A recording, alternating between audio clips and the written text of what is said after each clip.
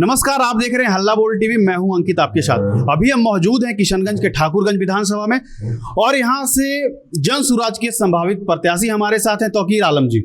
तौकीर आलम जी, सबसे पहले हल्ला बोल टीवी में आपका स्वागत है। आपका भी स्वागत है। आपके व्यू को मेरी तरफ से सलाम, आदाब, नमस्कार। मैं अच्छा हूँ। जन सुराज से आप संभावित प्रत्याशी हैं।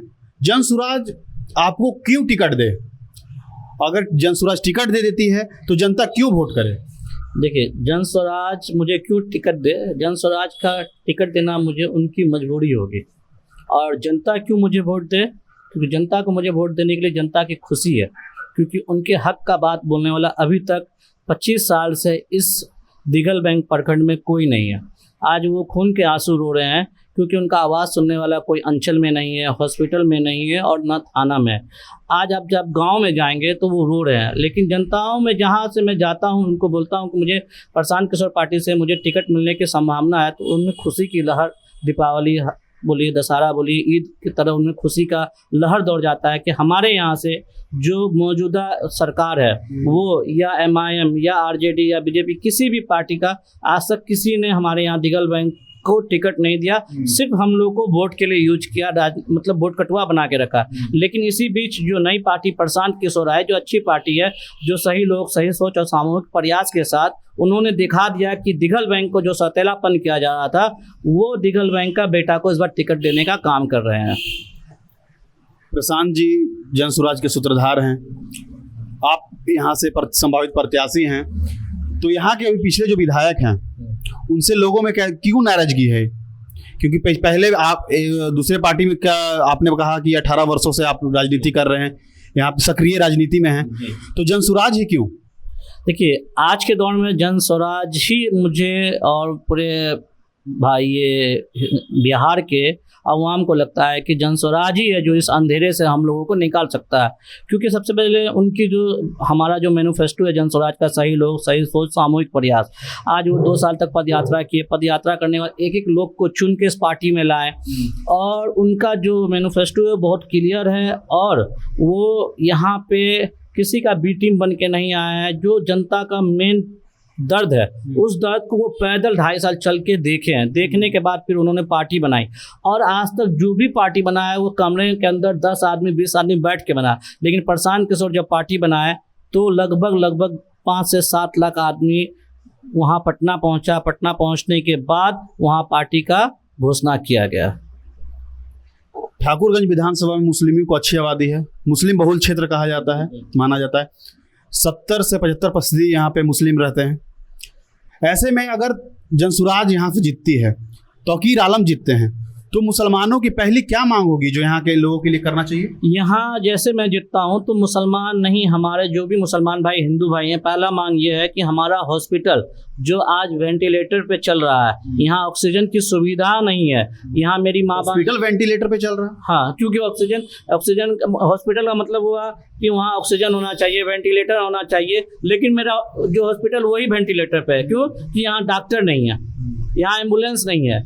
यहाँ पे मेरी एक माँ बहन का अगर डिलीवरी, अगर सीजर का नौबत आ जाता है तो यहाँ इनके यहाँ सीजर होते ही नहीं, क्योंकि यहाँ डॉक्टर अवेलेबल है ही नहीं। क्योंकि आज तक इसका आवाज़ उठाने वाला कोई नेता हमारा है नहीं। क्योंकि यहाँ पे अगर 8 से 10 लाख का आबादी के लिए सरकार, बिहार सरकार क्या 50 से 60 हज़ार का वहाँ पे एक डॉक्टर को यहाँ सीजर करने के लिए नहीं रख सकता है। लेकिन यहाँ के कोई उम्मीदवार है ही नहीं, कोई विधायक है ही नहीं, तो उनको ये तकलीफ पता ही नहीं चलता है, जिसके कारण यहाँ के अवाम जो है बहुत नाराज है। और यहाँ तक कि एक छोटा बच्चा का तबीयत खराब हो जाता है तो उसके लिए भी यहाँ पे ऑक्सीजन की सुविधा नहीं है। यहाँ से किशनगंज 60-70 किलोमीटर, 40 किलोमीटर दूर जाना पड़ता है। क्योंकि मौजूदा इस रोड जो दिघल बैंक और बहादुरगंज रोड है, इस रोड का बदकिस्मती है कि विधायक इस रोड से आज लगभग 20-25 साल से कोई बना ही नहीं। जो भी विधायक बनता है ठाकुरगंज रोड से बनता है। अभी एक हमारे विधायक हैं दिघल बैंक प्रखंड का, ये हमारी बदनसीबी है कि वो हमारे प्रखंड में आते हैं लेकिन हमारे रोड में नहीं, ठाकुरगंज की गोदी में जाके वो बैठे हुए। जो ठाकुरगंज से सिल्लीगुड़ी रोड जाती है, उस रोड पे वो उसी रोड से निकलते हैं, पटना चले जाते हैं और एयरपोर्ट चले जाते हैं। इस रोड पे वो आते ही नहीं है। जो हमारा थाना का हॉस्पिटल है वो भी वेंटिलेटर पे है, अंचल भी वेंटिलेटर पे चल रहा है, क्योंकि कोई गार्जियन नहीं है, कोई डॉक्टर नहीं है, कोई देखभाल करने वाला नहीं है।